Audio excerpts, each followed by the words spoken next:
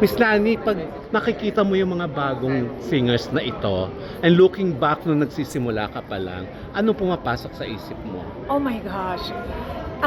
Sabi ko dito sa mga bagong singers nito, I am so impressed with them.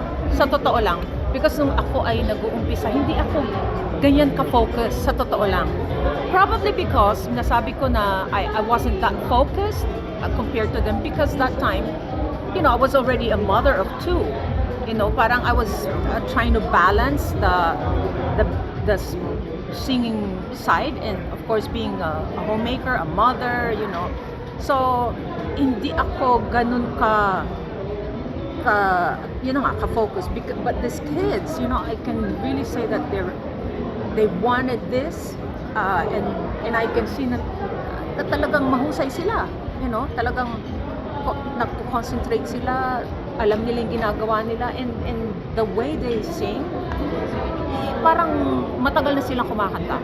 So I'm really impressed and I'm grateful na somehow nakikita ko yung sarili ko sa kanila na itong mga to, they're gonna make it, they're going places. And then for my last question, in a recent interview, sinabi ni Songbird na feeling daw niya, hindi na niya prime, hindi na niya panahon ngayon, na hindi na niya kaya makipag-compete sa mga bugawang singers. Ikaw, what's your take on that? Look, every one of us, tumatanda tayo, di ba? Especially sa aming mga babae, na iba yung katawan namin compared sa katawan ng lalaki. Maraming mga nag-iiba sa katawan namin, sa hormones, especially kapag nandito ka na sa middle age, marami ng pagbabago sa katawan namin, sa boses. Kasi muscle din naman ito di ba? So, yung sinasabi ni Kumaring Reg na hindi na ito yung prime namin, totoo din naman yun. Ako rin, gano'n naman din talaga. Diba, lahat yan. Kung marami ng sakit, diba, may mga sakit na sa balakang, sa tuhod. Lalo na ako, especially na nagkaroon na ako ng disability. Nakikita nyo naman, lagi akong inaalalayan ni Krisha kasi wala na nga akong balance. So, mas lalo na sa akin because nga, yung disability ko na partially deaf, it's mas mabigat para sa akin. So, maaring nasabi ni Reg yun dahil nga, yun yung mga nararamdaman niya. Hindi na kami bata Hindi na kami bata and sabi mo na makipagsabayan, hindi na rin naman namin kailangan makipagsabayan. Nadaanan na namin ng magagandang mga experiences sa buhay at nabigyan kami ng magandang mga pagkakataon na nadadaanan namin lahat yun. Nabigyan na kami ng magagandang tawag mo dito. Na-meet namin ng maraming mga tao sa pamamagitan ng aming pagkanta. That's enough for that. That's already enough for us. And sa stage na ito, sa stage na ito, sa totoo lang, ini-enjoy ko na rin lang. Pero ako'y nagpapasalamat sa Panginoon Diyos na kahit anong, no matter how I try to step away, wala dumarating pa rin ng mga oportunidad, dumarating pa rin ng mga pagkakataon na gusto pa rin akong pakantahin. So, yun na lang ang malaki kong pasalamat sa Panginoon Diyos dahil may ginagawa pa rin ako ngayon. Kasi gusto ko naman din talaga na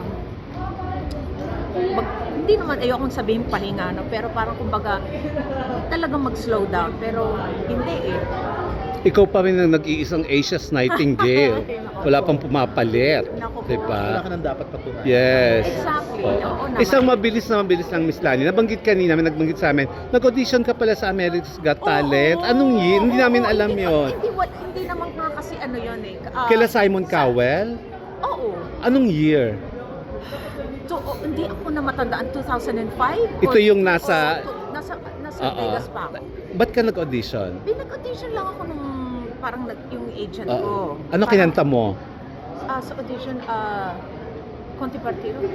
Sana sa inyo, Oh my Lord, God. Chate, I'm sure pumasa ka. pinatawag ako for second call. Aha. Pero hindi ko na nga pinasabi ko na lang doon sa agent na hindi ko kakayanin kasi nga nag-everyday show kami. Doon sa Vegas? Oo. Ba't ka nag-audition? Wala lang, pinasabak lang ako. Parang, just for the experience of it. Para lang, as in, nasa isang casino kami. Kalimutan ko na kung anong saan casino yun. So, ayun, nandun, merong mga auditioners, tapos may judges, pero hindi pa sinaano. Kumbaga, ito lang yung parang, tawag mo doon, ini-screen. Yes. Oo. Hindi pumasok sa isip mo, paano kaya kung tinuloy ko? Ano nasa isip Oo mo nga, noon? no? Paano kaya kung Yes. tinuloy ko? Oo. Ano nga ba? What could have been, Oo. Oo nga. Pero, sa totoo lang, wala akong regrets for anything. Of course, Sir Lani, Miss Salud siya. Thank you, Miss Lani. Salamat din. Thank